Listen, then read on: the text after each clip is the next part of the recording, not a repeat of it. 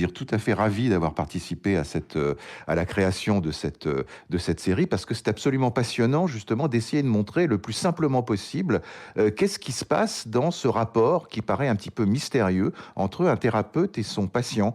Et ce que les gens voient déjà, c'est que les patients, eh ben, ils ont des problèmes comme les leurs, Mmh. qui leur ressemblent, et ils voient un thérapeute qui n'est pas un être magique, mais qui est aussi un homme pétri de sa propre vie, de ses propres émotions, de ses propres opinions, et ce rapport très particulier qui se crée, qui est un rapport asymétrique entre deux personnes, et comment est-ce qu'on peut aider? C'est-à-dire, comment est-ce qu'à partir de sa propre énergie, de son propre savoir, on va réussir à tendre la main à l'autre pour l'aider à sortir de ses Mais difficultés. comment savoir, moi, en tant que patient, que j'ai besoin de venir vous voir? J'ai mal aux dents, je vais chez le dentiste. J'ai un grain de beauté qui m'inquiète, je vais chez le dermato. Mais Oui. comment savoir quand j'ai besoin de venir vous consulter, vous, Et ben psychiatre, quand on psychanalyste? a quand on a mal à l'âme, Oui.